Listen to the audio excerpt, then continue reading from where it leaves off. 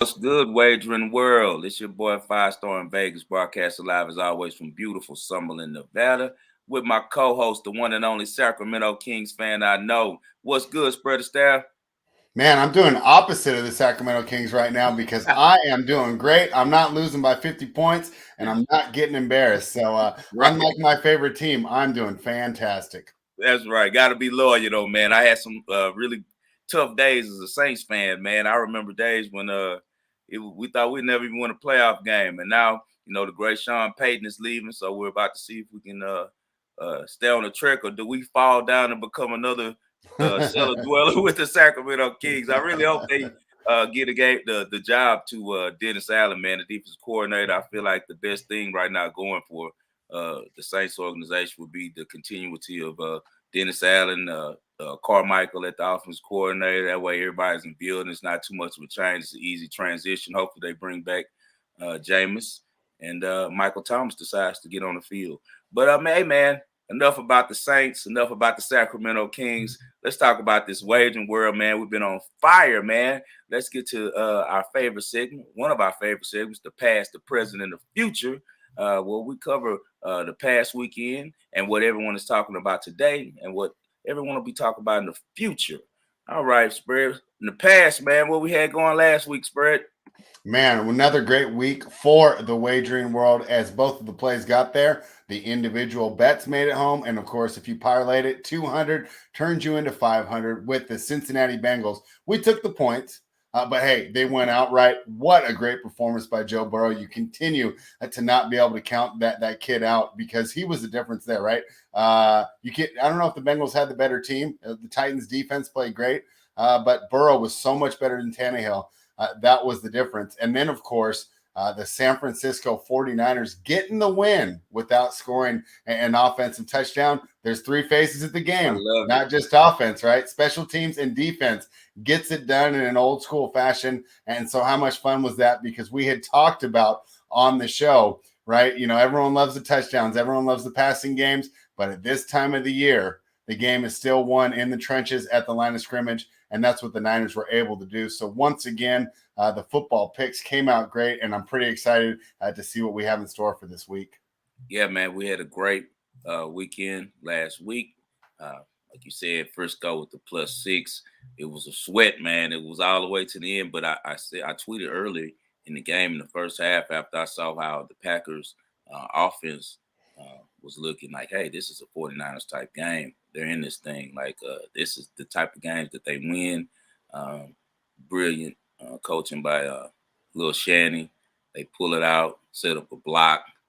Hey man, everything counts. You got to play all three levels of the game. You have to play all three units of the game. You have to try to excel at all of them. And special teams won that game for the San Francisco 49ers.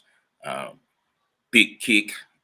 What a lot of people don't understand about both of those games, the Bengals, they just want their biggest draft besides Chase. Jamar Chase was taking the kicker who came through confidently. The kid McPherson from Florida, man, he was a fifth-round draft pick. A lot of people don't invest in their kicking game. Very smart by Zach Taylor because, as you know, last season, a lot of games that Cincinnati could have won, they lost due to their kicking game. So he takes a kid, and obviously he interviewed him and liked the kid's moxie and the show. Joe Burrow said before he uh, kicked it, he told him, "Hey, I guess we're going to the AFC Championship game." He's a cocky kid, and I like that, man. You want a confident kicker, you want a confident quarterback. So you like everything that's going on with the Bengals, but super, super smart on both sides by San Francisco and Cincinnati's front officers and their coaches to really concentrate on getting their special teams games right. As I said, kicking was huge. As you know, Robbie Gould has been with San Francisco very long. He's one of the longest tenure kickers in the league. He's one of the highest paid kickers in the league. And Shanahan never lets him go because he knows. And with situations like Lambeau and zero below weather from 47, he'll make it look like nothing. He'll make it look like it's a sunny day in LA. And that's where he's going now. They're going to play in the NFC Championship game. And I couldn't be more thrilled, as we'll talk about later. As you know, I got a lot riding on the Niners getting to the Super Bowl. But we also hit in one of the most exciting games in NFL history and probably the greatest fourth quarter that we've seen in our lifetimes was Buffalo and Kansas City going over 54 and a half. as I suggested, man, just get your popcorn. And what's so funny, Spread? I had a couple buddies in town as well as a couple clients.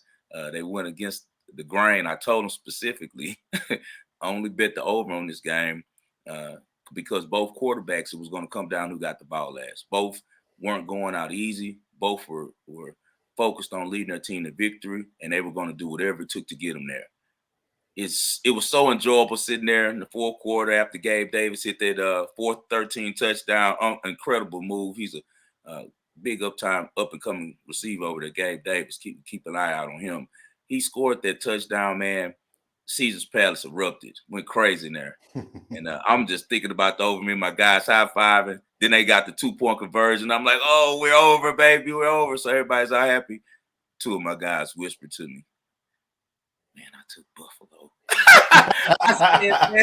I said, oh, man, why did you do that? Like the next play, Cheetah catches that like 20-yard dig and takes it to the house, in like 4 seconds, and they had to sweat Josh Allen making a great play as he got back down the field in less than a minute, put another touchdown up to Gabe Davis. But then the 13 seconds that'll go down in infamy in Buffalo.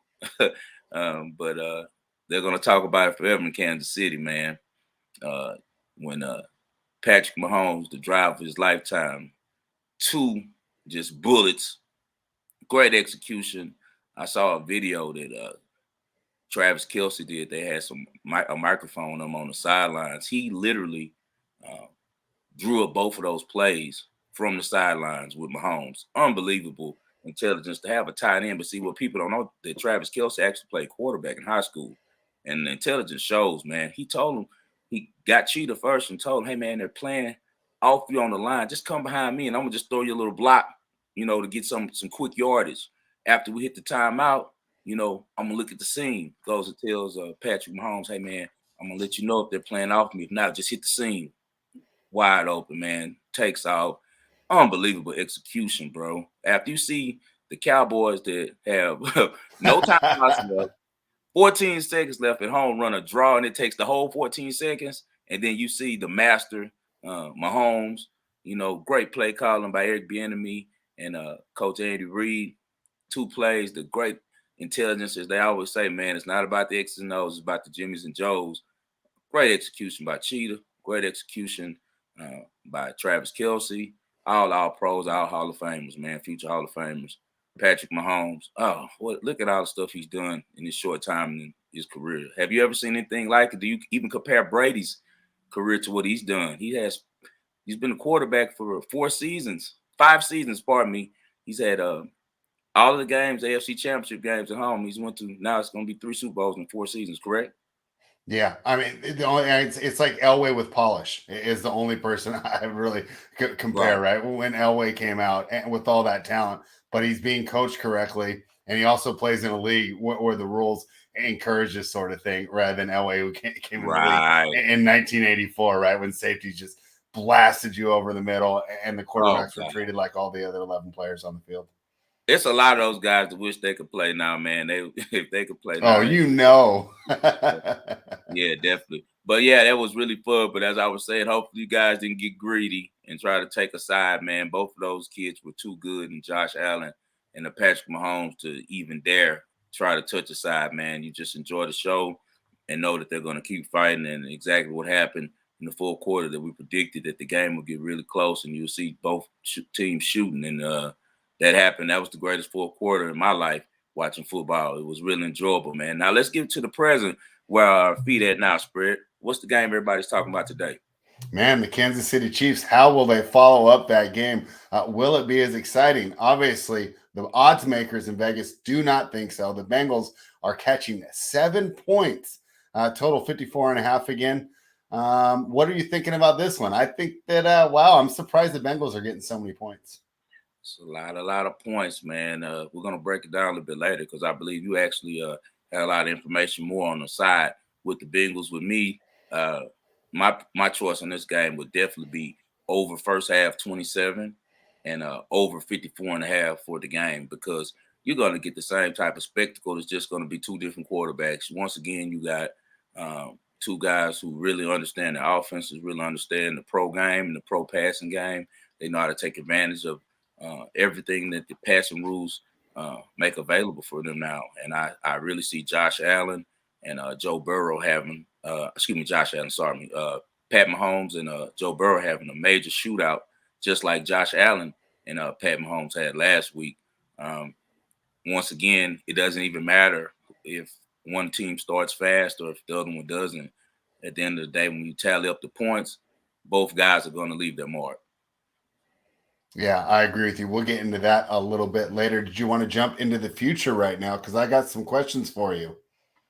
Yeah, for sure, man. We're looking real good on this future bet. If you guys have been following me in the show 2 weeks ago, we told you guys that Niners was who I was looking for because I love the path that they had to the NFC Championship game and also to the Super Bowl.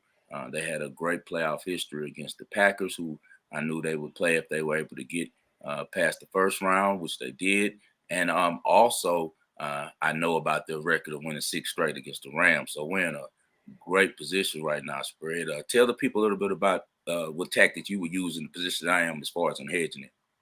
Yeah, so I mean, really, you have to look at how you feel about your handicap going into this individual game. I think that no matter what, you hedge for at least your stake, and I'm fine with that. But I think that you're pretty confident here, and I think that if you do like your position going into it, you just go for just your stake or maybe a 1 unit profit. Now, if you look like the idea that you outlaid, let's say you bet 1 unit at the plus, what was it, 800 the first show, then the plus 450, right? So you essentially have 2 units to win 12 and a half going. Right. So you can get back to your 2 fairly easily by taking the Rams there, at minus 150. That would give you about 2 to win 9.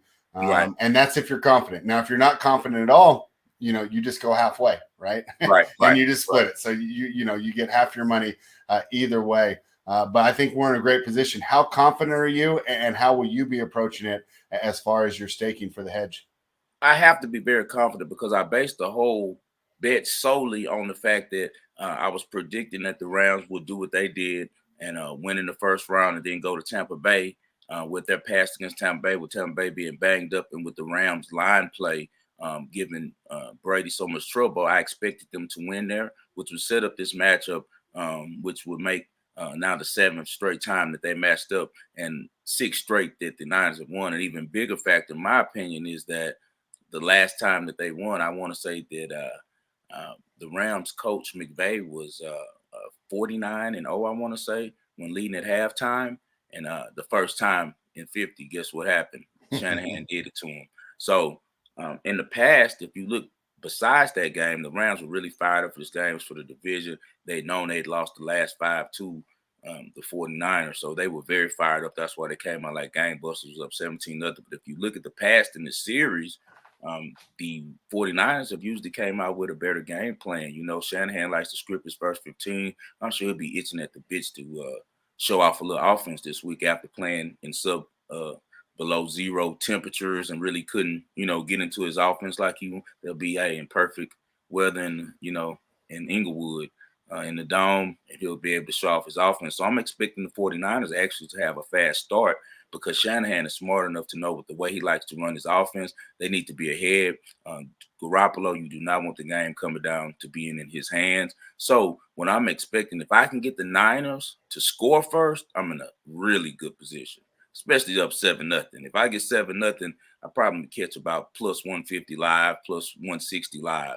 And that's when I'm going to unload with the amount that I already have waiting on the 1250. And I'm in a no lose situation. So that's the way I'm going to approach it. I'm going to approach it with thinking that the Niners will be very focused on getting a fast start due to last game not having a fast start and getting behind 17-0. I also feel like the Niners will be very motivated on offense to show something. They didn't even have offensive touchdown last week. You know how professionals are. That type of stuff motivates them. They'll be practicing hard on that side of the football this week. They know that they owe their defense and special teams that victory. I'm sure that especially the type of leader Jimmy G is, he's talking to those guys all week this week, like, hey, Debo, hey, Kilder, we got to get something going this week for these guys. We didn't even score last week. So I expect the Niners to come out fast, and that's when I'm going to take my heads. I'm going to jump in. But hopefully you guys roll with me on that, and you're in a great position like I am with the plus 800 and the plus 450 on the Niners. And now we're going to get this roll to another part of the segment, man, called Kick the Damn Extra Point. You guys all know about Kick the Damn Extra Point. It's where we talk about how a decision by one of these coaches affected the spread. Today's award recipient, it's a close call, but Mike Vrabel edged out his competition. we had several bonehead plays. Sean McDermott kicking the ball into the end zone with 13 seconds left. It's still, I don't understand why he didn't squib that ball. And you got to take off sometime. You have to take one play away. And that's why I love listening to Tony Romo. He's the closest thing we have to John Madden, rest in peace, as far as in very simplistic, but also gives you so much inside knowledge of the game. And he called that out immediately. And Sean McDermott, unfortunately, didn't listen. But, those guys played their tails off. So we're not going to pick on Bills Mafia too much. I got love for those guys. I got to stay with Vrabel, man. He's usually known as a sharp head coach, man. But he made some plays that cost him the game, but won us a bag because we had the Bengals. The team had been struggling all day. They were rusty. Tannehill starts off the game with what he does best and throws it to the other team on the first play of the game. So through all of that rough start, all of those times where you saw the Bengals had the best field position the whole first quarter. The first quarter was controlled by the Bengals. The Titans defense played so well, they held them out of the end zone. It was 6-0 midway in the second quarter. And that's when Mike Vrabel should have kicked the damn extra point. They scored a touchdown. Derrick Henry plows in. The end zone, first game back in weeks. The Nissan Stadium's going crazy in Nashville. And he lines up to kick the extra point like he should. And one of the Bengals jump off sides. And he just couldn't. Something whispered in his ear. Be smart right here. Don't listen to Five Star and Spread. You can make this. And guess what he did? He did what we always say John Madden game doesn't like and won't let you win on. It was so unnecessary. You're up, it's 6-6, kick the little, field goal, go up 7-6, give your team some confidence. Let your defense know that what they're doing isn't lost on the team. Instead, he goes for 2. And guess what happens? The Bengals defense that have been playing strong all day, great game by Reader in that defensive line, they stuffed Derrick Henry. The Titans don't take the lead the rest of the game. Yeah. And it all goes back to him. He should have kicked the damn extra point. What do you think about Vrabel's decision spread to go for the most unnecessary 2 I've probably seen in my life, which took all the momentum from his team, gave Cincinnati back the momentum, and made it where the Titans never went to hit on the scoreboard for the evening? Yeah, for a while, these coaches were so conservative, right? But just like when you're taught driving, when you're 16 years old, what's the one thing you don't want to do? Overcorrect. I feel like the coaches have overcorrected here. There is too much aggression for the sake of aggression, and especially in these playoff games where the teams are so evenly matched, it just comes down to so much. You're putting too much variance, in my mind, in there. And of course, I think that also has a negative effect on the team. It's only 1 point. Build some momentum for the defense to go ahead and get that stop. Right after you're hanging your head, walking to the sideline, right? You just give up 7 points. No, now you got something to feel good about on the sideline there. And I think there's stuff like that cannot be measured. Momentum and athletic psychology is very important. One of the reasons why I was so strong about the 49ers is Shanahan was used to going on the sidelines against Green Bay, looking across at Matt LaFleur and knowing and being confident I could beat this guy, right? He's also confident as Sean McVay, like I could beat this guy. I taught both of these guys everything I know. Psychology is everything. Your mental is wins or loses in sports. He never gave that team a chance to feel like they were the better team, as most people thought they were, because they never got a chance to see themselves as ahead on the scoreboard. The whole time they were fighting. Even after they scored, after what a brilliant job of keeping Joe Burrow out of the end zone, and what do they get to show for it? A tie. 6 to 6. Mike Vrabel, you're pretty smart, my man. But please, please, please, please, maybe this off summer, while you're out in Cancun, you can remember to kick the damn extra point. All right, guys, we got a special guest today, man. With my background in music and film, I'm blessed to have some wonderful connections in the entertainment world. As a youth, I was mentored and blessed to be around some really influential artists and executives in the game, people that help start the culture. And one of these individuals is my guy, you know what I'm saying? A man I'm lucky enough to call a friend, Derrick Dixon. Hey, what's happening with it, man? What's good? What's up, my brother? How you doing, man? Good. Let me try to get right centered. Am I centered right? Yeah, we're looking good now. You good now? Getting right. Bro, you might have to bring the camera back a little bit, Rick. All right. Let's see. Take your time. You good? All right. All right, man. It's a privilege to have you. This is my boy Spread. This is one of my mentors, man. My guy Derrick. Nice to meet you, man. Excited about this. Same to meet you, Spread. What's good, man? Hey, man. Rick, for those that don't know, my brother was the CEO of Rec Shop Records, one of the most innovative and influential record labels in the history of hip hop, man. This man was only a youngster himself when he signed legendary artists like Fat Pat, Big Mo, and ESG. Rick, how did you get off of music, and ultimately, what led to you running your own label? Man, I'm just a serial entrepreneur. You know what I'm saying, man? So you know that. Like I was a businessman before I was a music businessman, and had a recording studio and just stumbled into the game, man. I was trying to rap and be creative and figured out I do better with getting behind somebody that really had a little more skills, man. But yeah, just got blessed, kind of got into it, and it's my passion, man. I like creating stuff, so I haven't worked a day in 20 some years. You know what I'm saying? So hey, this guy has actually been one of my real motivations, man. I seen this guy wear so many hats, man, and all of them he was the boss. It kind of opened my mind up to, hey, man, I don't have to just do this or do that or put myself in a box, because whatever he did, man, it doesn't matter if it was from owning a bonding company, man, owning a record label, to shooting films, to acting in films. He always did it at a high level, man, and really inspired me, man, and I appreciate that, man. How did you hook up with Fat Pat, man, and what made you sign him? Fat Pat is a real legend in Houston, man, and worldwide. Man, I had just kind of like learned the basic part of the business, and when I was coming back and forth to Houston, you know what I'm saying, back to the crib, I was living in Atlanta at the time, and I just saw the culture. I saw the whole screw slab movement, man.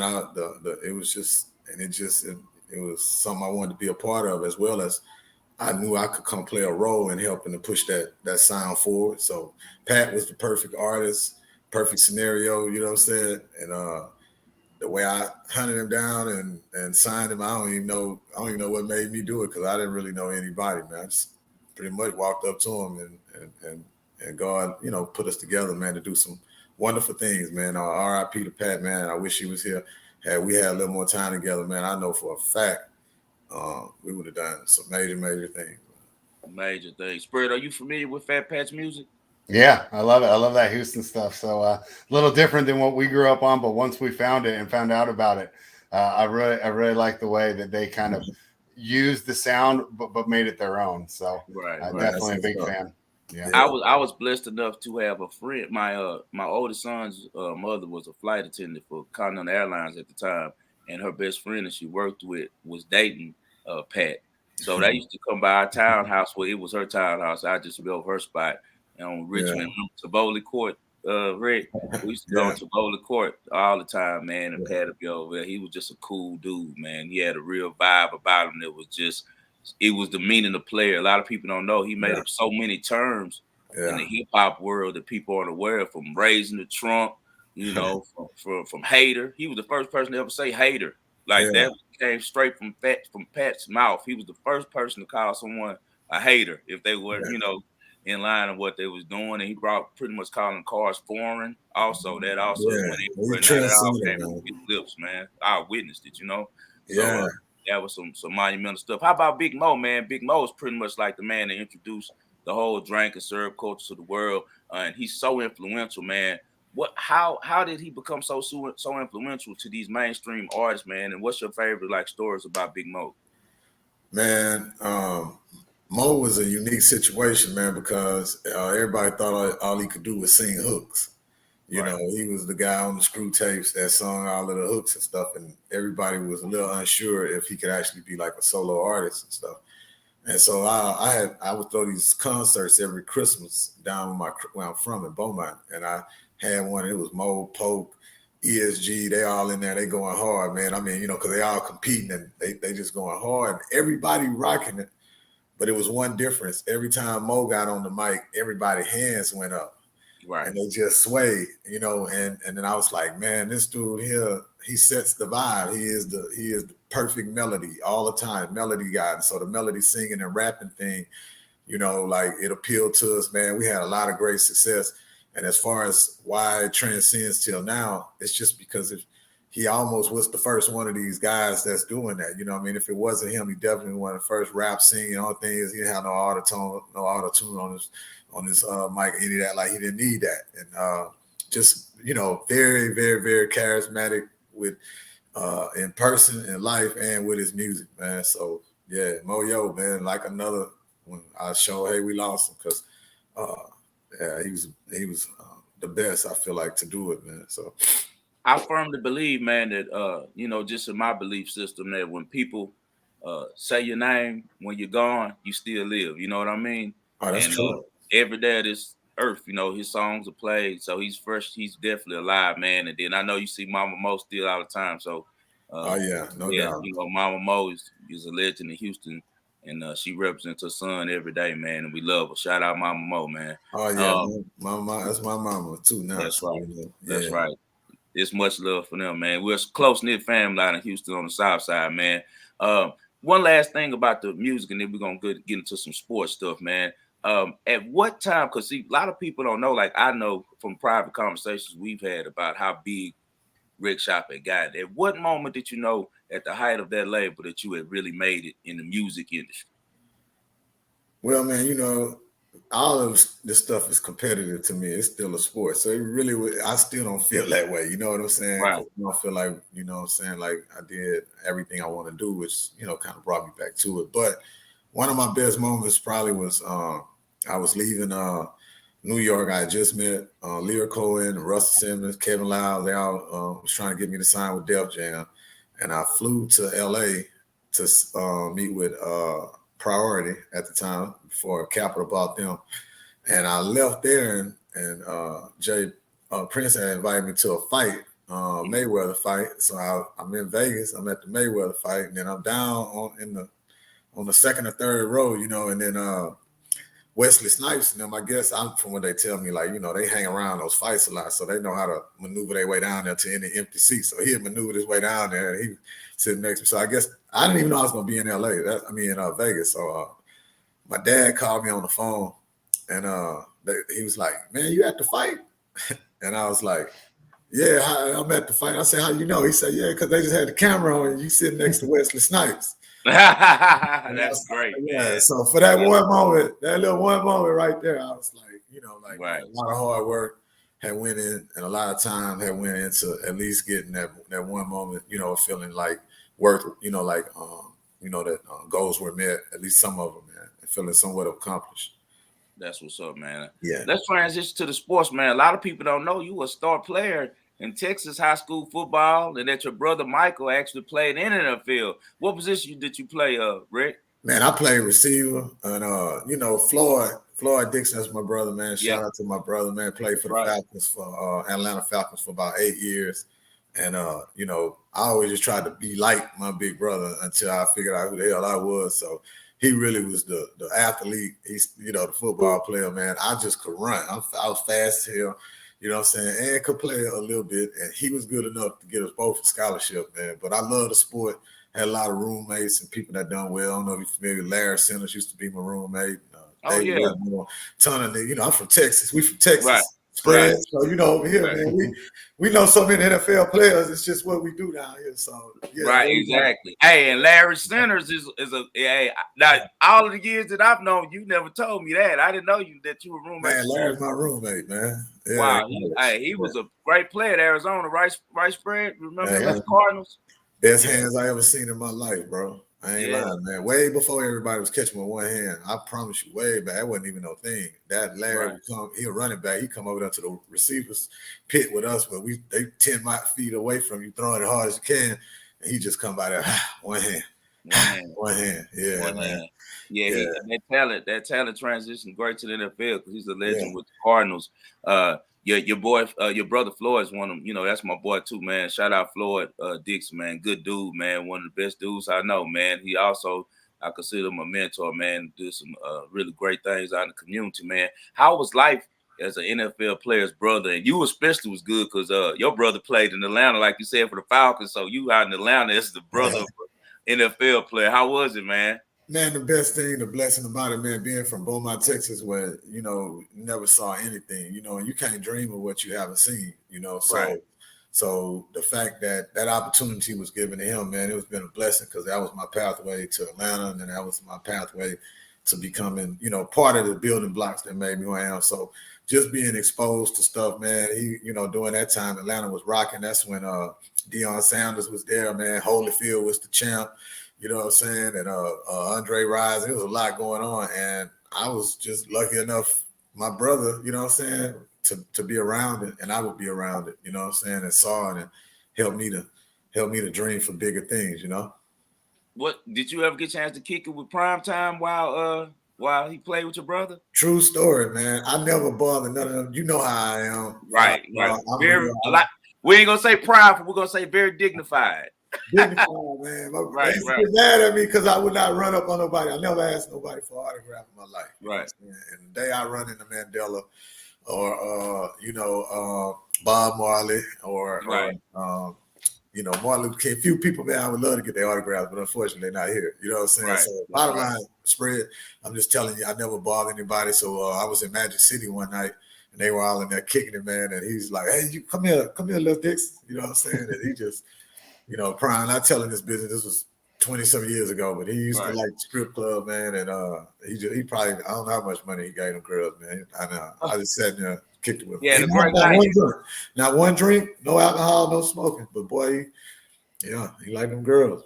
Y'all had a good time. Man, you said they kicked it with prime time. So that's a lot of fun right there, man. Your son also plays in college, right? Yeah, man. He at University of Houston right now. And it's kind of part of our little bloodline, you know, to play football, play sports. Brother-in-law played pro basketball. My nephew was Corey Nelson, played for Denver Broncos. He just finished. Well, he left from Denver and then kind of hopped around. So it's a bunch of athletes, man, in the environment. So a lot of our kids, they all kind of aspire to do the same thing, man. Blessing about it is now we starting to become entrepreneurs and stuff, and also happy to start, you know, being able to tell these kids that they can hopefully take the ball farther down the field than what we did, whether it's on the field or off the field. Yeah, that's always the goal. Best of luck to nephew, man. Yeah. Well, this is the sports betting show, and our favorite sport, without question, to watch and bet is football.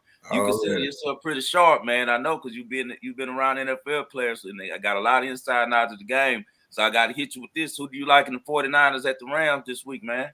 Man, I'm gonna be completely honest. I hate to sound like this. If I really knew something, I said I just expect a great game. I'm being honest. I feel like they kind of evenly offset matchup. I feel like also though it's hard to beat a team. What this will be 7 times in a row. Then at the flip, you know, that don't always happen. You know what I'm saying? Then I got, you know, so it's hard for me to figure. I'm still trying to see, you know, if the Rams really, they almost tried to give that game away. You know what I'm saying? Garoppolo tried to give a game away. I don't know who's going to try to give the game away tomorrow. Right. It's just too much going on, you know, with those type of variables. But, man, I love athletes. I love players. And I love the sport. I like to watch it, you know, especially with entertainment. And don't know too many people entertain me more than Debo Samuel. So I always, if I see him on TV, I'm watching it. You know what I'm saying? I can't wait to see that. Like I say, man, I just expect a good game, man. Odell now, he over there, you know what I'm saying? That made things a little bit better over there for the Rams. So they really playing a different Rams team too. You know what I'm saying? We got some more, their defense is starting to come together. So, man. How they going to stop the run? See, my point, man. So I can't pick, bro. So I wouldn't bet that. You know, I don't do a lot of bet, but I expect a good game, and I expect, you know, some it to be closely and very competitive like last week's playoff game. I'm looking for some good games this week. Last week was so amazing, man. So I'm hoping. Amazing. I'm hoping probably for the best weekend of football we ever saw. And I heard you say Debo Samuels. A lot of people, I tell them, man, Debo is a player's player. All people who play football, they love Debo because you relate to him because he's that guy that was the little kid on the team that could do everything. You know what I'm saying? It was hard. He was little and he was tough as nails. Everybody had one of those on their teams. I know you played spread. You remember a guy like that just could do everything. He could catch, he could run, and he's just humble and ready to do whatever it takes to win. So, man, Debo is very fun to watch. What about with the Bengals and Chiefs? What you think about Broadway Burrow against old Patty Mahomes, man, my homie?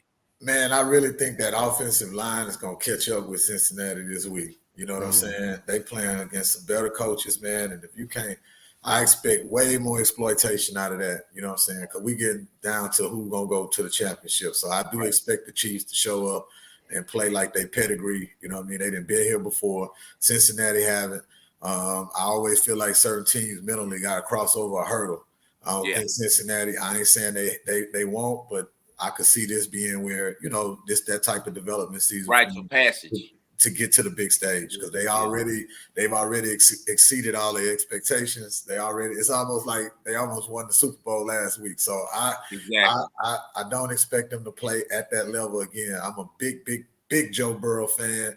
I love Chase. I love watching what these two dudes do together. It's almost like it's ridiculous when you know what they're gonna do and they still do it. Right. I mean, I don't know. Like, how do you not know what's gonna happen? He is gonna throw the ball to this guy, right?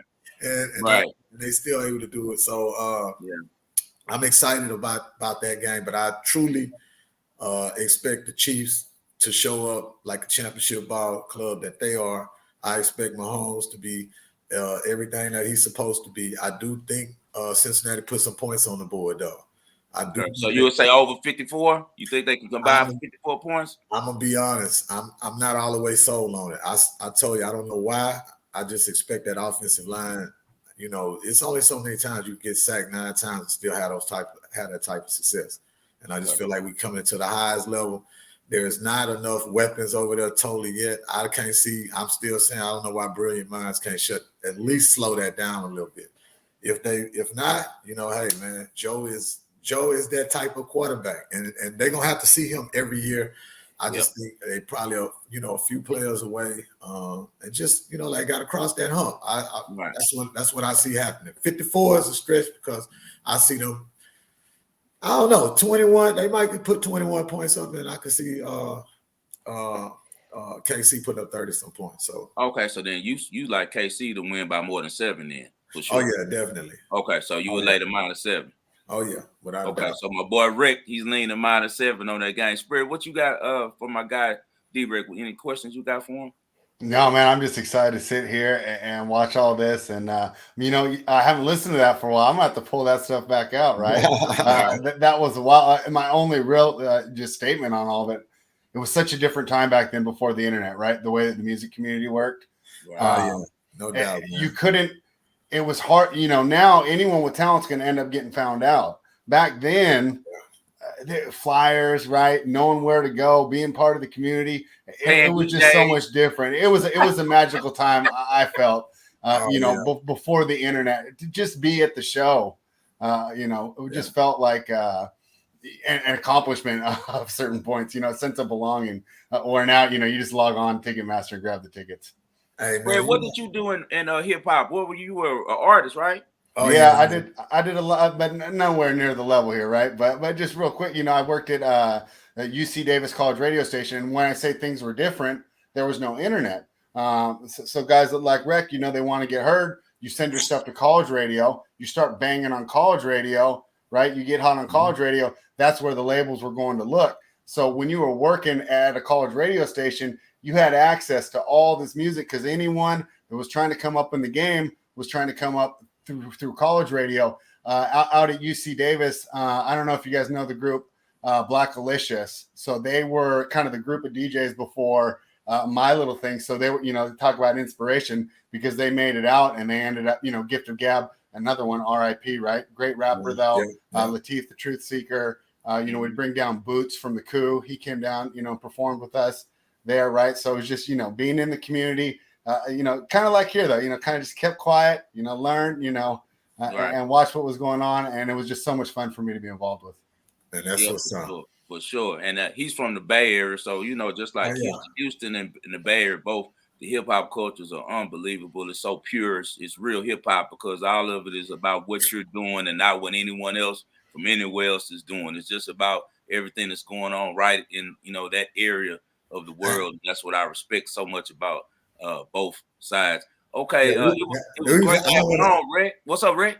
No, I was just saying, man, doing that. We had an independent movement at the same time they did. Like they had, I forgot the name of that distribution company I was down there, but it was a lot of independent money being made and records being sold in the Bay Area, man. So right on the tapes on the corner, it was Telegraph Avenue right down Berkeley, and everyone would go down there and just to get the tape. I remember stuff was so different than I remember. I had this when I worked at KDVS. My buddy was living in Atlanta. He got the copy of what was the fourth Tribe Called Quest? Beat Rhymes in Life, right? Like 2 months early, right? And I'm banging on the radio, and it had so much static over the top because this tape had probably been dubbed like 7 times before it got to me, right? But because it was 2 to 3 months before it came out, everyone wanted to hear it. It was in demand. It was actually like a commodity. To have these things early, nowadays, I mean, right? You can get any song you want at the tip of your fingers. It was just, and you know what? It's funny that we all. Hold on, I want to show you something. We've all been artists before, right? In this music thing, we've been artists before, man. We've all been artists, and it's funny that all 3 of us have been artists. I remember going the same gig that you had. My guy took me to Long Beach radio station. I recorded an album out in California years ago, man, and we went to Long Beach to a local college radio station, just like what you're speaking of out in Long Beach. Same thing, wax steel, a lot of good times, man, with that. Rick, tell the people about your latest projects, and also after you tell them about the projects, where they can follow you on and your company on social media. So like right now, man, I got about 4 things I'm doing at once though. But I'll start off with just shot a film called The Dirty Third Next Generation, which 5 Star helped me with. He wrote the script. So, we just finished shooting that. We shot in Houston, shot in Miami, shot in Chicago, moved around. We had a pretty good budget for it. So we're working on that right now. Got a DJ XO project getting ready to come out. It's a single called Hood Hop, so we working that record. And then we just did a deal for the DJ Screw Life Rights film that's going to be with Sony. So, hopefully it's going into that incubation system. So the next 2 years, we will have that out, and that will be something great for our culture because that's what, Screw is. His story is our story. So, and then we have the Screw documentary. It's a documentary coming out. We just got it done. We got a $500,000 deal for the soundtrack as well as the documentary is getting ready to come out. We're getting ready to start working on that soundtrack right now. It's going to come out through ADA, subsidiary of Warner. So that's going to be big for the culture. Those are things I got going, man. So I'm just excited about everything, man. Just going to keep on working and keep repping for the culture, man. Anybody trying to follow me at Rec Real, RECKREAL. That's on Instagram, and Derrick Dixon on Facebook. But Rec Shop Nation, anything Rec Shop, man. That's all me. And man, I appreciate you having me on here, man. It's been fun. Come on, man. You family. Yeah. They don't even know our real story. Like we're gonna just keep that. We're gonna say that for a documentary itself. Our story is a documentary itself, right, brother? So, hey, man, I just thank you so much for inspiring me. This guy here, man, when a lot of the reason that I do this show right now is this man that you see on the screen, and that's why I felt it was important for him to be the first guest that we brought on. He really, really inspired me. He never gave up on me, man. When I was doing a lot of boneheaded stuff, he kept tugging me to the middle. When I thought that the only way that you could do certain things was a certain way, he helped show me that it was a lot of better ways to do things and to use my talents and to actually utilize everything that I had, man. He wouldn't let me stop writing. It's a passion of mine is writing film scripts and writing novels, and my guy would not even when I was on doing other stuff and wasn't thinking about it, he stayed on me, man. And now it's going to have my first movie that I helped write. Actually, I was one of the co-writers and did the screenplay actually. So it's going to be my first to production movie, and I'm very excited about it. And I thank my brother for that opportunity. And Rick, we really appreciate you. I'm sure the people enjoyed you, man. Y'all go check my guy out at Rick is Real, right? Is that right? Yeah, Rick Real, RECKREAL. Rick Real on Instagram, man, and anything Rick Shop, if you Google it, it's attached to my guy, man. All love, baby. We'll talk to you soon, man. Man, appreciate you. Nice meeting you, Spread, man. Nice meeting you, man. That was fun. All right, brother. Yeah, y'all. Thankful to D-Rick for coming in as the season goes on now with us. NFL about to come to an end. College already is over. We're gonna start bringing in some couple other guys. I've been blessed, man, with my background to know some pretty important people in different segments of the music and entertainment world, and a lot of them are excited to help me in any type of way that I deem necessary, and they'll have some great interviews to give you guys some great information. And as we go, we're going to expand the show a little bit, man. Now it's time to get back to the Vegas homies. Let's bring in my Vegas homie that blames Jerry Colangelo even for global warming. No. Holler Angelo. Remember the big hollers? What's that? Holler Angelo. Okay, sorry. We thought it was Jerry.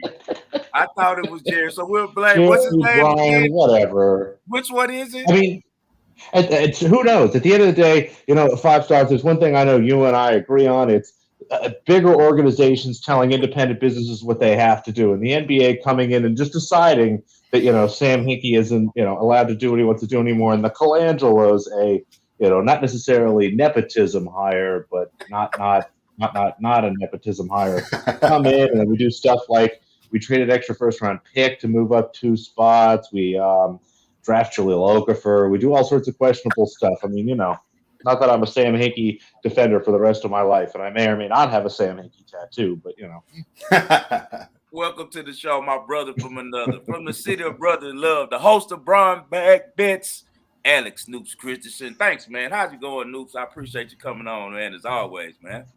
It's a beautiful day in the neighborhood. It's awesome. Again, one of the biggest privileges of getting to be on the show is I'm in the background watching you guys do your thing. I get to listen to all that. That was a fantastic interview. Spread Blackalicious is something I've been listening to for years. I had no idea that you sort of found them. That's really fantastic. Andre, I'll have to congratulate you. I've read a couple of your screenplays. I'm so happy you finally found a way to actually get a couple of those in production. I'm really excited to watch it when it comes out. So, it's really great to get a chance to not only listen to you guys talk about sports betting, but also have, someone out there who's kind of a visionary in a way that, I don't think people think of. I mean, hip hop, especially someone that grew up in the 90s, you think about it as a New York and LA thing, but you don't think about Houston as much, Atlanta as much, even the Bay Area. That was kind of interesting to hear about that. I think that's one of the most lesser known things in hip hop, that the Bay Area is a great, place for hip hop.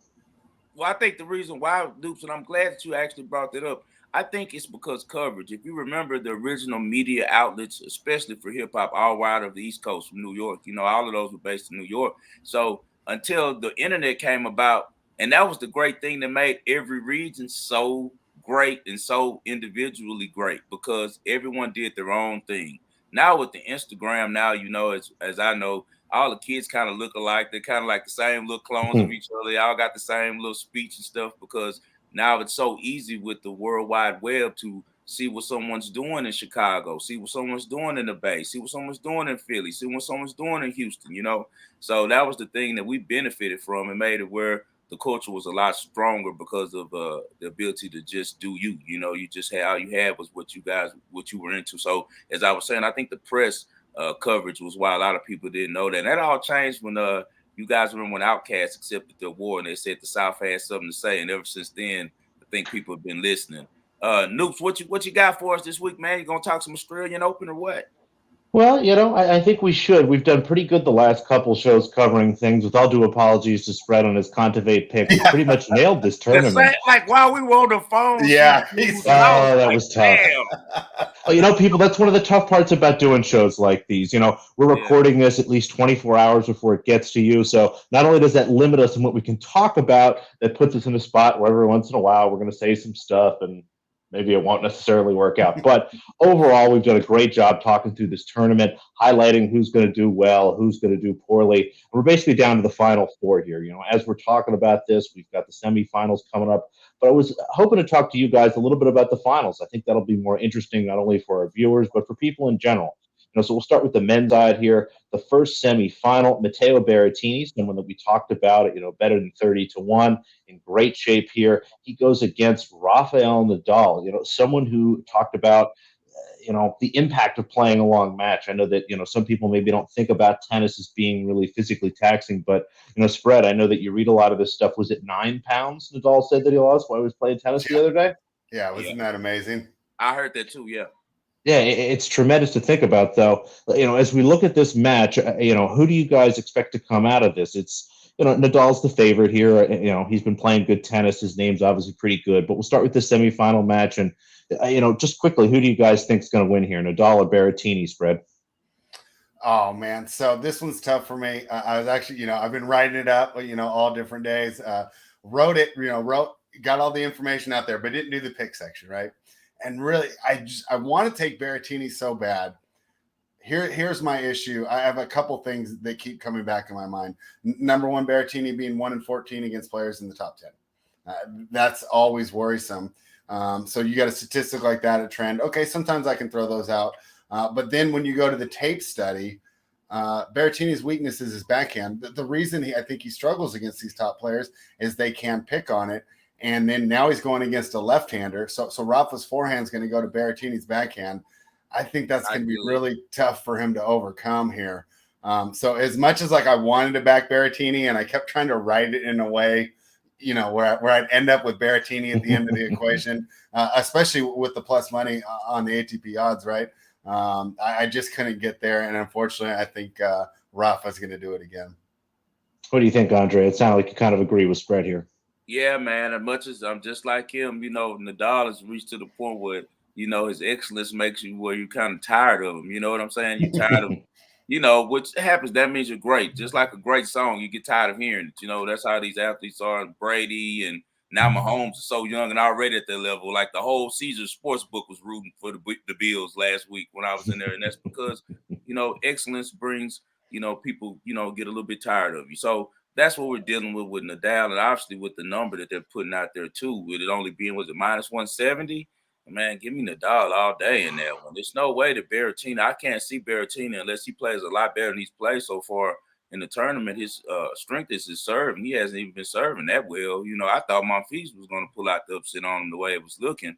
But the main thing, just like with any sport, but especially like with football, and also I use this with tennis as well, I look for head-to-head, and what you guys have done when you faced each other before. They faced in U.S. Open.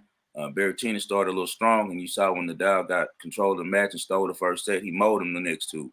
And I think that's what's going to happen. Nadal's mental, he's way too strong mentally for him. He has a mental advantage on Berrettini. When it gets tight in these big matches, he kind of folds, man. And as you said, there's a great point to Spread pointed out.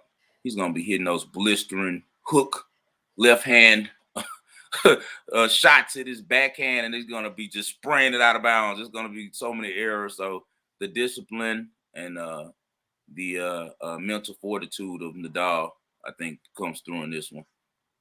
Yeah, I totally agree with what you guys are saying here. As much as I back Berrettini consistently from a value perspective, one of my favorite things about tennis is it's a lot like boxing, not only in the one-on-one concept. And, Andre, you talked about the head-to-head there, and both of you talked about the specifics of the way, the fight is going to go, if you will. But there's very much tiers. At a certain point, somebody like Berrettini just runs into top 10 competition, like Spread pointed out. So we got Nadal here coming out of the top half. We look down in the bottom half, and this semifinal, a lot more interesting than I think we thought it would be. Daniel Medvedev almost gets knocked out. I think that's a good match for him to kind of wake up and remain focused here. But Stefanos Tsitsipas kind of lying low, apparently recording a Netflix documentary. I don't know how much that should factor into our handicap here, but I'll start with you, Andre, this time. Who do you see coming out of this matchup of Medvedev versus Tsitsipas? You don't have to worry about Tsitsipas being afraid. You don't have to worry about that. He's another kid that I really like. I remember winning some big money on him for many years before he broke into really in the top 100. I don't know if you guys remember in hard. He plays really great on hard. Do you remember when he upset Djokovic? I was heavy on him that one, and that was a ATP 1000. I can't remember which. It was a Masters 1000. I can't remember which tournament exactly. It was one of the hardcore ones, but he's due. He's one of those guys that I think actually is going to get one sooner or later. He's not going to be afraid of Medvedev at all. They've had a history of playing each other tough. They're head-to-head. In the last matchups, let's see, all surfaces, it's been back and forth. Medvedev has pretty much dominated on the hard. He's won the last 3 out the last 4, with 3 of those going into extra sets. I just feel like which mind states you get from Medvedev. If he comes playing around early and mad at himself and being a mental wreck and then trying to think that he can turn it on late against Tsitsipas, he's sadly mistaken. He'll be going home. But if he comes out focused and dominant and playing like we know he can play on this fast service, which is unstoppable, then he'll win. So this one is a toss-up for me. It can go either way. What do you think here, Spread? I kind of lean Medvedev. I agree with you, Andre, in that Tsitsipas is definitely underrated on this surface. But again, I think that match last night, the quarterfinal against FA is kind of in the way like a team in the NFL that's going undefeated all year and kind of loses that game late in the season and allows them to refocus. So nice. I think we'll see a good effort here by Medvedev. But what do you think here, Spread? Yeah, I agree with you. I was going to bring that up. So going into the match with FAA, you could argue this is the best tennis we've seen from Medvedev. He was steamrolling people, right? But you always wonder, how are they going to face adversity? Then last night, not only did he face adversity, so mentally he overcame it. What I liked, I saw a switch in tactics. Medvedev, usually a power player, likes to get out there, hit, be on the offensive. It wasn't working for him, right? And like an NBA team, right? When you're not shooting the three, right? And when they're not falling, get to the rim. Same deal for him. Hey, my power charts aren't falling. Let me play defensively. Let me stretch out these points a little bit. If he's going to beat me, right? He mentioned how he felt against Novak, where he said, God, he just makes me work. He just grinds me down. And he had mentioned, right, trying to channel some of that experience he got from playing Novak and how hopeless it can feel when you're going against someone like that. I was really impressed with the way that he switched tactics. So while you might say, oh, it's bad that he went 5 in his most recent match, I do think it actually ends up being a pro in his cap, or a feather in his cap, so to speak, for his ability to come into this match. Now, it's funny that you mentioned 5-Star about Tsitsipas not being afraid of Medvedev, because I'd argue up until 2 years ago, he was. And they had a confrontation on court, and this is probably 4 to 5 years ago, where Medvedev wanted to fight him, and you could tell that Tsitsipas wanted nothing to do with it. And at that point, right, the head-to-head was 4-0, 5-0, and I remember I kept harping on that. Tsitsipas has actually won 2 of the last 3. He won in Turin, which is an indoor tournament, which is pretty cool if you want to back Tsitsipas, because I'd say that's the most indicative result, right, outside of it. Tsitsipas won at the French Open, vastly different surface, vastly different game. And Medvedev, clay. He hates clay. Yeah, he hates it. Yeah. He's like, I'm getting dirty. My shoes are dirty. Exactly. And this is a rematch of last year's semifinal where Medvedev won in straight sets.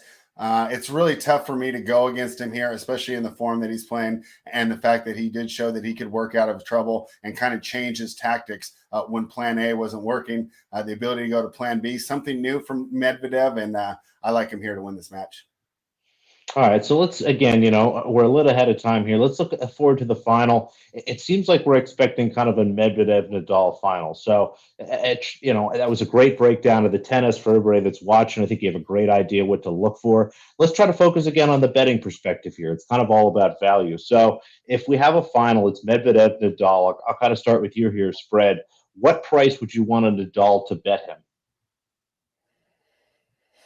Plus 150. I think he's going to come in at plus 120 though. No, What do I you think think? I do expect something a little less than that. So you like Oh, something around really? plus 150. Yeah, it's tough. Medvedev has been really dominant here. Andre, I'll ask you the same question. So if the price comes out, Nadal plus 50, is that enough for you to put some money down, or do you need a little bit more? What's the head-to-head with those guys? Let me see if I can find that quickly. I'm trying to remember. I want to say the last time they played each other, Medvedev slaughtered him, if I'm not mistaken. I think he beat him pretty bad. It's been tough, So one of the tough parts about Nadal's career and some of these better players is simply the age at which they played some of these guys. So, with all due respect to Rafael Nadal, Medvedev didn't necessarily catch him at the peak of his Exactly. career. That's my point. Yeah, that's my point. I'm trying to pull it up here. For some reason, it's not coming up. I assume they have played at some point. Oh yeah, they definitely played each other, and I'm pretty sure that Medvedev won. I'm sorry I didn't have that already pulled up for you. No, that's okay. I'll have that in just 1 second here. But actually, I don't think they have played before. Wait, hold on. Sorry, 1 second. I'm looking at the wrong stuff. My worry there is it's not going to be indicative if it's a hard court late in the season, because Nadal's chances here, I think, are exponentially increased to win a hard court tournament because it's so early in the year. The guy grinds himself down so much. As much as we're worried about his fitness in this match, I mean, by September, when the U.S. Open rolls around, I'll be really curious to see the state he's in. He withdraws from a lot of hardcore tournaments because his body just can't keep up. That would be my one caveat here if we pull this up and Medvedev's beating him in a lot of late season hardcore tournaments. So as I look, they played 4 times here. The last time, again, as you said, Spread, it was kind of a really good inadvertent segue. The 2020 ATP Finals, Medvedev, takes down Nadal. It's a 3-set match there. You go back a little bit further, they played the Tour Finals in 2019. Nadal won there, so they kind of split. Now, this is one that I kind of forgot. Nadal wins the 20 U.S. Open over Medvedev. I forgot the Medvedev was in the final there, as well as the Canadian Masters, the tournament before. So Nadal here 3-1. Were all of those finals?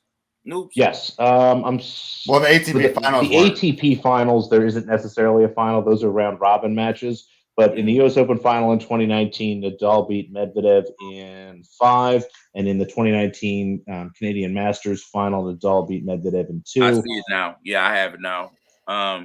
Yeah, so that's what I'm speaking about. It's that Nito finals that I saw last time when he kind of dominated him at the end of the match. Nadal pulled out a tiebreaker. I remember that match. He pulled out a tiebreaker. So would you like Nadal again at like plus 150? Is that enough value for you to back Nadal there? I'd probably bet that match live, get a vibe for it, and whoever wins the first set, second set, go with the opposite one. Honestly, Makes a lot of sense. Honestly, that's what I probably bet that one live by set. It's that type of match because it most likely will go 5 just off Nadal's heart, and especially the finals. He's going to lay it out on the line if he's able to get through Mateo and get to that match. So I definitely would be betting that one live if I bet it. I wouldn't bet either side because I need to see what type of day they're both having when they come out. We know the consistency of Nadal, but the thing is, it's all measured on what kind of day Medvedev is having. If Medvedev is on his game, there's nothing Nadal can do about it on that surface, I feel like. But if he's off his game, he's having one of those mental hiccup days, you find times to jump in and steal and take Nadal for sets and games on breaks to win money because, they're going to have Medvedev on these breaks like Nadal be like plus 300. You know what I mean? When he's serving, you could steal a couple games, and because I'm sure Nadal, he's the king of breaks. He's going to break them during the match sometimes. So you hunt for those type of moments in the game, in the match, by watching it, being able to tell when Medvedev is kind of talking to himself. Guys know how he gets when he starts struggling a little bit and jump on Nadal for a game or for a set. All right, so it looks like we're expecting a Medvedev-Nadal final there. Look for Nadal plus 150 or better pregame. And like Andre said, look for opportunities to scoop him up live. And we'll quickly touch here on the women's side of the draw. Again, down to the final four here. It's very much been the Barty party, but she goes against Madison Keys, who's just been annihilating people for the last couple of weeks. Spread, I know you're one of the biggest Maddie Slam fans in the entire world. And yes, it's Maddie Slam, Madison plus Slam, for those that don't know. What do you think? I mean, can Keys finally be the first person to take down Barty in a while? Yes, I believe so. And unfortunately, I worry that Barty won't show the same level of play. We've seen this before with Ash, and I actually prefer to bet her outside of her home country. I feel like sometimes the pressure has gotten to her because we've seen her do this before at this tournament. Roll, roll, roll, roll. Now she's in a standalone match. Now she's in the night match, right? There's no Kyrgios match going on at the same time, right? That's distracting everyone, right? All eyes are on her, and she has had problems with the pressure from her home fans.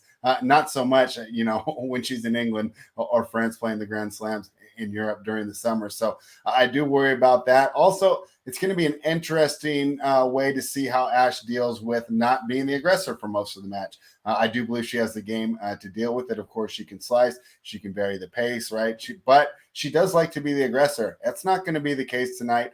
One of the few times the match is not on her racket. If Keys redline, she can get it done here. Of course, this will already be out. But I think there's a little bit of value there on taking the Keys money line. And I wouldn't be surprised to see this match go over. I think both women hold serve like an ATP match. All right, Andre. In all fairness, I asked Spread an easier question. Can Bees beat Barty? I'm going to ask you a tougher question. Yeah. Will Keys beat Barty? I'm with him on the over.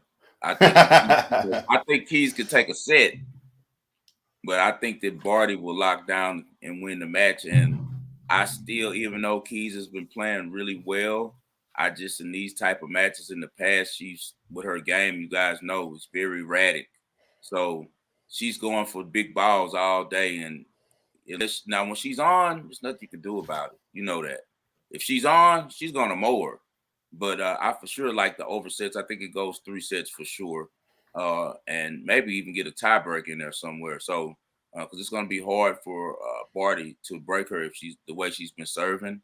She's been doing a great job holding the serve. And Barty, as you know, she's always someone who she's not a big time server. You can get to her. If you can get the ball back over net and get to a rally, get on the baseline, you have a chance, especially with the power the Keys has. So I'm looking for the over on this match. I would only bet the over on it.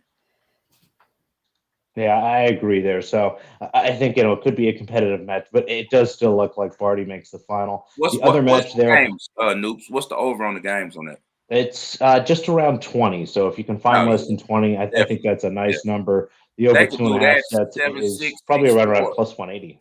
Yeah, 7.664, even in a 2-0, because I don't see either one of them mowing the other one, and enough to not go over the sets. What else you got for us, Noops, on the other side? Other side, the young Pole, Iga Swiatek, somebody we talked about early. So good job if you listen to us. She's in great shape here against Danielle Collins. I'll start with you this time, Andre. How do you see that match going? Danielle Collins has been doing a great job of kind of gritting out some of these matches, really reaching deep and finding her best tennis. Iga Swiatek, again, has struggled maybe a little bit last match or so, but, similar to what we talked about with Medvedev and being challenged by FAA, this is an opportunity. I wonder if, again, that little bit of adversity she's faced is, for the best. So you look at Collins versus Iga, what do you think? Well, I'm a big fan of Swiatek. She showed me many times before. She's one of those players that plays her best in big moments. She's a great player later. It gets in tournaments, and as she showed in the French Open, she can win these things. Danielle Collins, not so much. Her offense is unbelievable. She makes some great shots.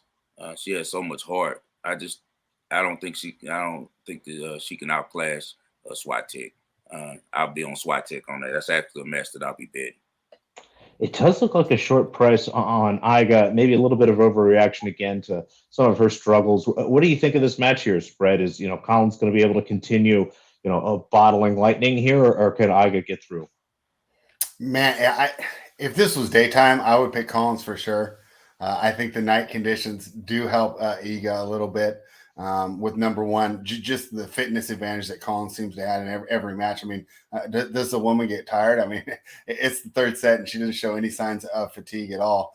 And as well as just keeping the ball playing a little bit slower, which I think will definitely help Swiatek as well. I do believe Collins can get it done, though. I mean, how wild would it be to see an All-American final? And I wasn't that impressed with Swiatek versus Kanepi. I felt that if Kanepi was able to keep her level in the quarterfinals, that she wins that match.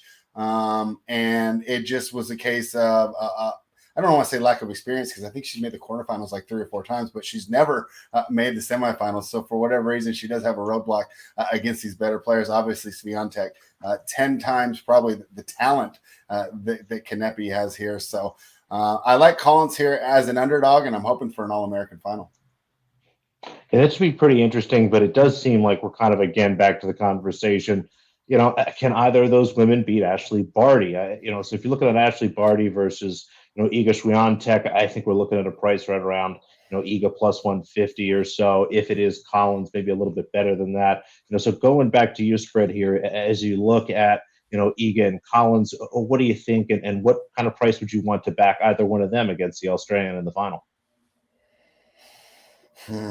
That's a good question. Probably the same. I think like plus 150 is kind of like my threshold for a lot of these, right? Because you do it better off the top of your head. What's the implied probability of plus 150? How many times does Plus she have to win? 150, 30, a little bit, right around maybe? 60%, I believe. Yeah, so that's about where I'd be looking here. Or, I'm sorry, 40%. I did it the wrong way. Yeah, so about 40% chance to win, right?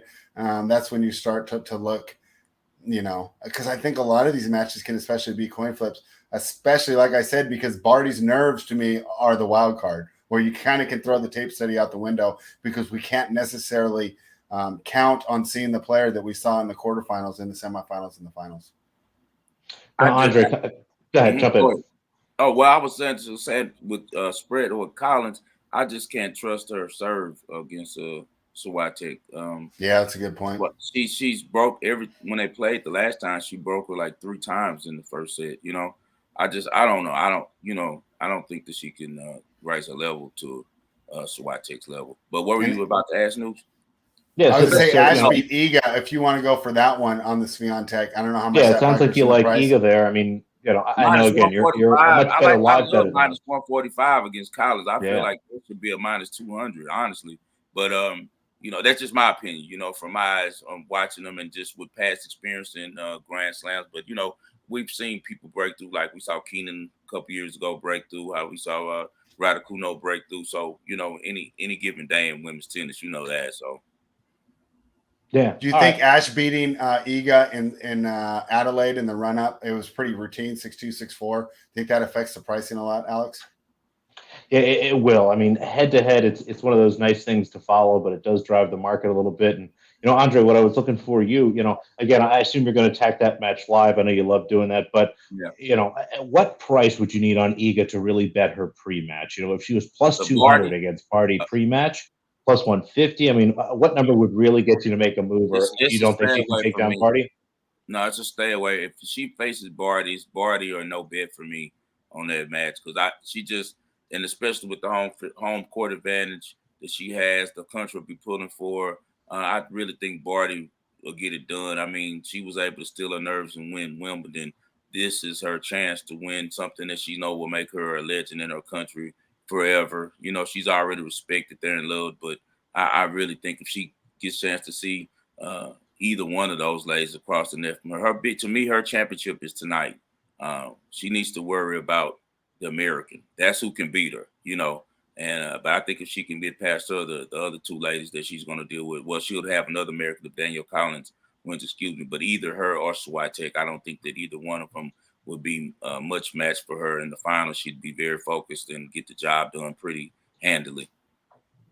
All right, gentlemen, I think that's all the tennis we've got. Again, it seems like it's good for Medvedev, but don't be shy back in Nadal there when he gets to the final. And it looks like the Barty party will continue, but fingers crossed that the young Pole will get it done for some of our outright. So that's all I got from a tennis perspective, guys. Did you want to touch on maybe some first touchdown scorers real quick? I know we're a little over the time.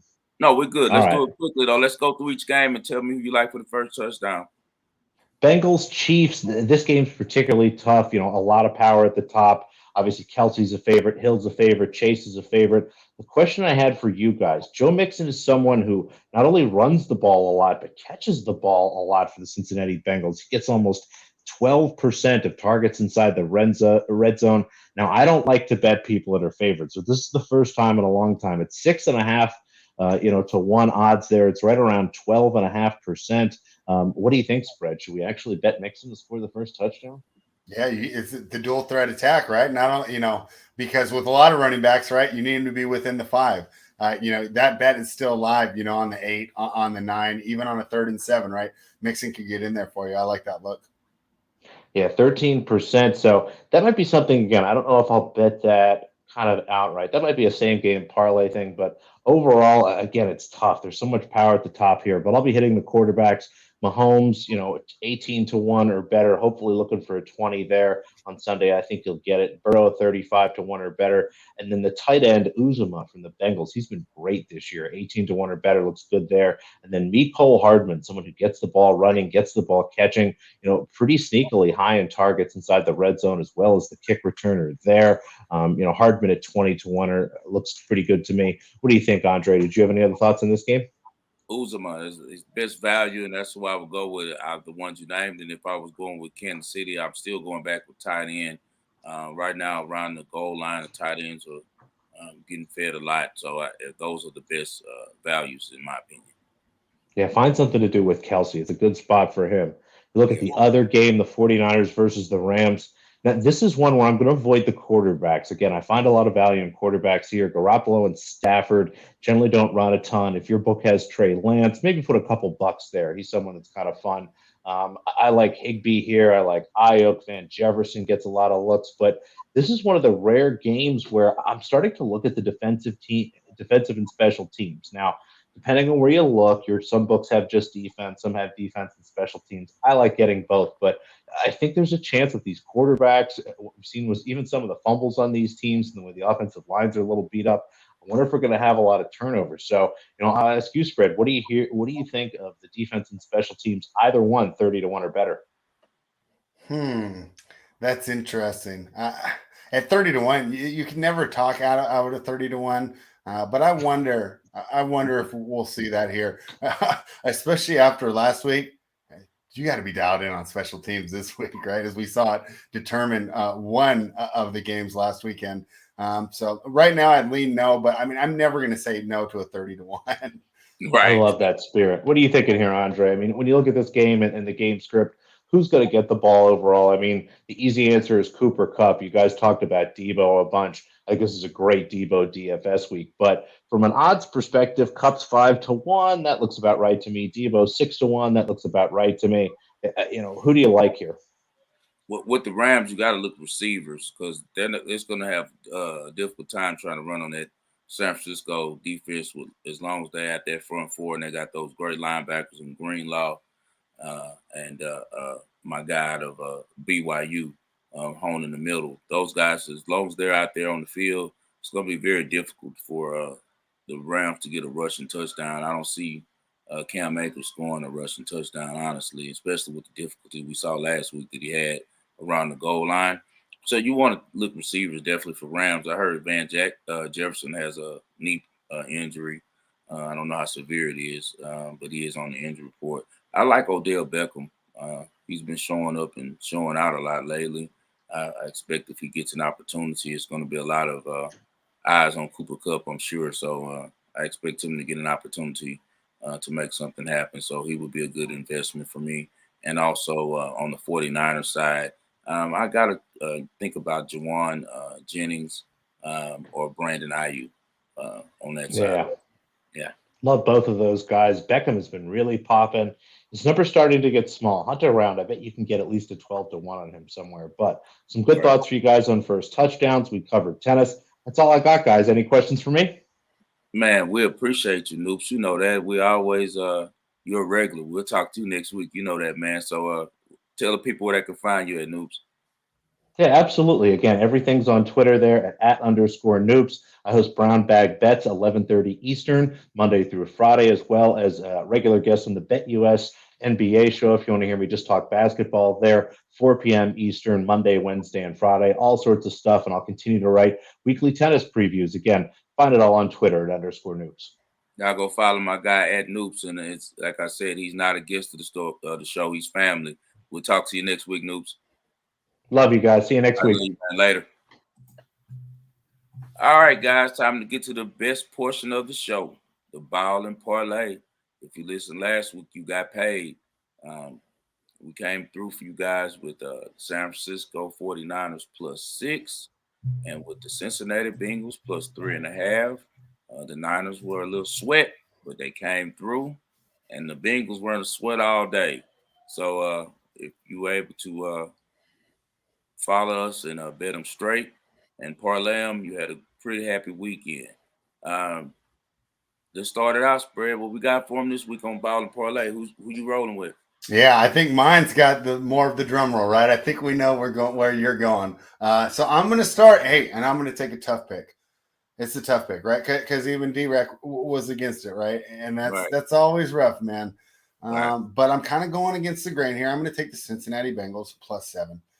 My idea, I think that the Cincinnati offense is just as good. And he brought up the problems with the offensive line. We've seen some problems with the Kansas City offensive line as well. I think Burrow has more weapons than Patrick Mahomes does, right? Obviously, Tyreek Hill and Travis Kelce are great, but I've got Mixon, I've got Jamar Chase, I've got T. Higgins, I've got Tyler Boyd, and I've got a kid that just gets things done here with Joe Burrow. I think the idea that they're going to roll over and lose this game by margin, I just don't see it. We saw what happened to this Chiefs defense when they lost the Honey Badger Tyrann Mathieu. They had no communication in the secondary. Josh Allen was able to take it apart. And maybe this is just somewhere where I'm above everyone else, in my rankings. But I think that the Bengals, are up there in the elite offenses, just as good as the Bills, just as good as the Chiefs. I like this game to go over, but more, I like the Cincinnati Bengals to keep it close and this +7. And I heard so many people this week say that last week was the AFC Championship game. Not so fast. Not so fast. This is a new NFL, right? It's about pitching and catching. It's about finding your receivers open. And if you're going to count out Joe Burrow, right, a guy who's just got it done at every single level. When the pressure's on, this kid gets it done. He's got the moxie. He's got the confidence. And most of all, he's got the arm talent to get it through. He extends plays just like Mahomes. I think that we see a close game. I'm taking the Cincinnati Bengals +7. That's a great pick. I'll be rolling with you on that one, Spread. You know that. I'm a firm believer in Joe Burrow and his ability to rise to the occasion. As you said, with them getting 9 sacks last week at Tennessee, I think it'll be an extreme emphasis on protection this week from Zach Taylor. He'll be really on his offensive line. They're going to get clowned in the film room this week. Do you know the status on Tyrann Mathieu? What they're saying? No, it's unknown. It's concussion protocol. We're not going to know till the week of. If I knew he was out, I would be. That would be the crux of my handicap. We're not sure, and if he plays, of course, he's going to make that defense a lot better. Regardless, right? We saw the Bengals get it done against the Chiefs. That was an offensive game, 34-31, that they won against Kansas City. Obviously, it was in Cincinnati. And if you watched, they got some favorable calls here. But a 10-point swing, I'm grabbing +7 here. So I think this game is going to be close. 2 more elite offenses. I think this one has the potential. I don't think anything's going to top last week, but it's got a potential to be a great game in the same vein. Offensive shootout, points up and down the board, right? We talk about playing Madden. It's going to be like 2 kids that know what they're doing, going up and down the field, scoring those touchdowns. I'm really excited about this one. Don't know the status of Mathieu. He's still a game time decision in protocol. Yeah, I'm very excited to see this game as well, Spread, and I definitely will back you on the +7 on that one. As I said, we've seen this matchup before, and the thing is Joe Burrow went for 30 out of 39 for 446 yards and 4 touchdowns against Kansas City. Honey Badger played. And Honey Badger played. Yeah. That's not by mistake. Kansas City has to win by shootout in this game. They're not going to be able to line up and just stop the Bengals. If anyone thinks that they're going to be sadly mistaken, one, Zach Taylor is too smart of a coach to allow them to, and two, they have too many weapons on the outside that Kansas City, who's already struggles against the pass, is not going to be able to match up with against Will. You know, Joe Burrow is a confident cat. If he already almost threw for 500 on you the first time, he's thinking about busting your head for 600 this time. So I tell Derrick and all buyers, be wary of laying 7 points. The only way that the Chiefs get that number is if they get some turnovers. And we know Burrow does tend to hold the ball. He's a quarterback that has a lot of heart. He's going to stand in there and try to wait to the last minute. That's how they make a lot of big plays, because he waits for those great receivers that he has to get down the field and make their breaks or make their double moves. And how's Melvin Ingram? Is he going to play? I don't know. I don't have his status either. Okay. If Melvin Ingram plays, he's going to have to be careful in the pocket, because he's a real change on the edge. But Spread's giving you guys Cincinnati +7, and I got to agree with him on that. And you guys already know, I've been telling you guys since the beginning of the playoffs that I really like Shanahan and what the 49ers were doing leading into the playoffs. They showed a lot of guile and fought back from being down 17-0 against the Rams.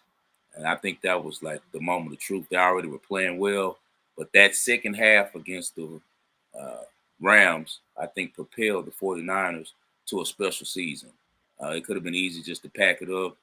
I wish they would have at the time, because I'm a Saints fan. So the Saints didn't make the playoffs because of that great second half by the 49ers, and how great a performance by those players, how they came out and just pretty much took the Rams' manhood in the second half. They didn't come out in the second half and come back in that game by passing the ball.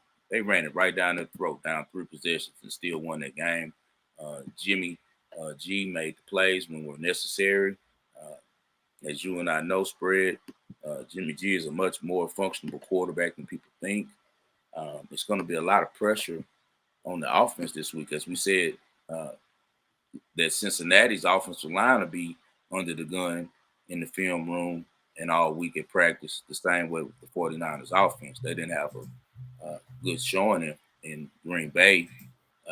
Sure, it was below 0, but also they just didn't play well, and that automatically, especially with an offensive guy like Shanahan, is going to make them refocus, get some new plays in. But they also can go back to the familiarity of what's worked the last 6 times that they've defeated these guys. You don't beat a team 6 straight times by accident.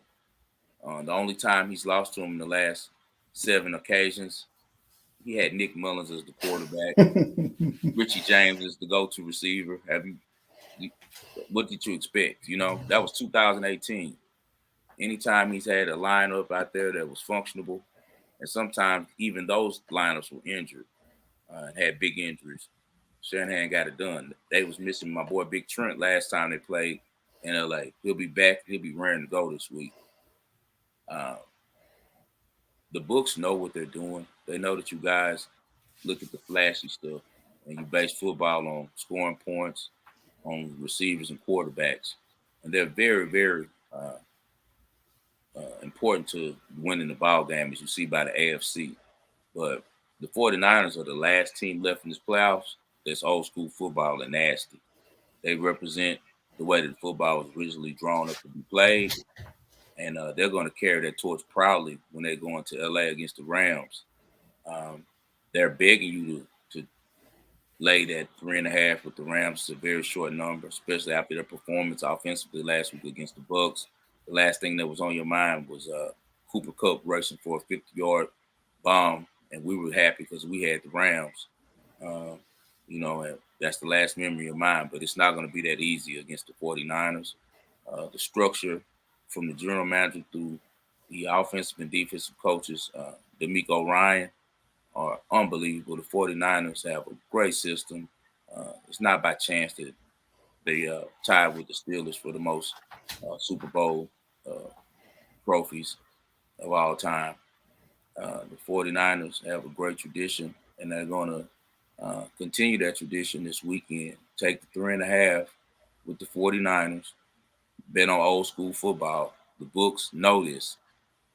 That's why they put the 3.5 out there for you. They want you to bite on that same 3.5 number. They're saying, oh, it's less than a touchdown. 49ers can't score. Jimmy G sucks. Yeah, Jimmy G sucks at throwing 30-yard outs. He doesn't suck at running the offense, and especially inside of the dome, like they'll be when they're going to LA. It's going to be perfect conditions. He'll rip a 20-yard in. He'll rip an angle route. He'll be precise on a crossing route to those fast receivers where they can continue to run and get yak. So that's all that matters, is executing the offense properly.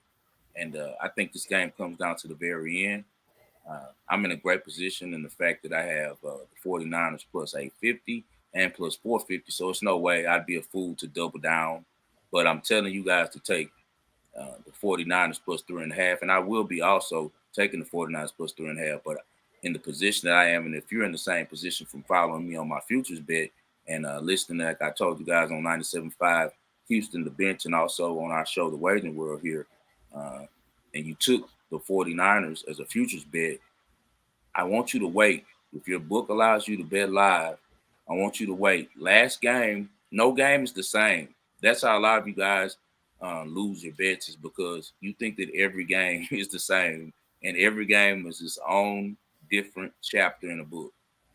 The last game, and what I try to focus on is what are the coaches that are going to be focused on this week on improvement based on the last week's game and the last time these two teams matched up with each other. The 49ers were down 17-0 at halftime. The previous 5 times that the 49ers and the Rams met, the 49ers won the first half because, as you guys know, Shanahan likes to script out his plays. He likes to get a lead. He likes to play from ahead so he can grind out, run the ball, and have his offense be able to run the clock and hold possession, and keep his defense fresh so they can make the plays, let their defensive line get to you and cause turnovers. They will not start 17-0 down this game. I wouldn't be surprised if they take the ball first and try to go right down the Rams' throat and try to get up early to put doubt in the Rams' mind, and also to prevent themselves from having to go through the mountain climb, the upward mountain climb they had last time by being down 17-0. So therefore, I really expect a fast start from the 49ers. If you hedge the 49ers as I did and have plus 850 and plus 450 on them, hopefully we're going to wait and we're going to see the 49ers score first, and then we'll be able to get a real favorable number on the Rams, and then you can hedge your bet at that time. But my play of the week is going to be the Niners plus 3.5. They're the hottest team in the playoffs. They're the best coach team in the playoff. A lot of people are saying they're a little injured, a little banged up. You'll be banged up too playing on the frozen tundra. A lot of injuries go away when you go from playing in below zero to playing in 70 degrees weather. They'll be ready for this game. They'll be very confident because when they look across that field, the players know we've beaten you guys. You guys haven't touched us the last 6 times we played. And Shanahan is looking across at Lil McVay like, you're my understudy. I taught you everything you know. I'll never let you go to the Super Bowl on my watch. So we're going to take the 3.5 that the book's hanging out there like a big dangling fish for you guys to chomp on. And we're going to ride with the Niners again, plus 3.5. And spread's going with the Cincinnati Bengals plus 7. So we're on the dogs like we usually are on the show, going against Joe Public. That's what we've done the last decade plus, and it's worked pretty well for us. So we're going to continue it this week. So you guys bet them straight. Take Cincinnati plus 7 straight. Take the 49ers plus 3.5 straight, and then also parlay the two together. 200 wins you 500. That's the formula for victory. Spread, you got anything for the people before we sign off? I mean, just to point in on your handicap, anyone who watched the Tampa Bay Buccaneers play in the early 2000s is not surprised that this is the team that John Lynch built, right? I mean, this is the team that John Lynch built, right? Shanahan calls the plays, right? But But John Lynch has a lot to do with this, and I feel like a lot of his spirit, a lot of his energy is in the players that he drafted, and that it translates to the field when you watch the 49ers get out there and not only make the tackle, punish the opponents a little bit as well. Punishment. And football is still won on the line, guys. It's still won by in the trenches, and still won by the strongest man wins. So the Niners are going to remind people that in this time when we're seeing all of these great offenses and all these Ferraris, that it's okay to have an F-650, you know. So, guys, we thank you guys. We went a little long this week. We appreciate it because we had a guest. We look forward to speaking to you guys next week. You guys can catch my guy, Spread Astaire, anytime you want on Twitter, at Spread Astaire. And what are your shows for this week, Spread? Yeah, I'll be doing the NBA rundown tomorrow. I do an NBA rundown Monday through Friday, 3:30 Eastern on the Run Pure Bets YouTube channel, and we'll do an NFL show as well. And if you're subscribed, there might be some tennis content. We had just kind of a last minute tennis show, so that's why subscribe to the channel as well. You'll get notified when we do decide to go live. But the one thing you can count on, NBA rundown Monday through Friday, 3:30 Eastern on the Run Pure Bets YouTube channel. You guys make sure you go to Run Pure Bets YouTube channel and subscribe now. As always, subscribe to my channel, 5 Star Sports, 5 Star in Vegas, Sports Investment. You guys follow me on Twitter at 5 Star in Vegas, spell out the 5. I'm on every Thursday at 9:30 a.m. Central Standard Time, 7:30 a.m. Pacific Standard Time on 97.5 ESPN Houston with my guys Lance Zerline and John Granado on the bench. I look forward to giving you guys some information on there this week. And as always, you can catch it exclusively here on Schoon TV. Hey, man, it's the wagering world. We're 8-0 now the last 2 weeks. And we just hope we can keep this going for you. We love to see you win. Best of luck to you all.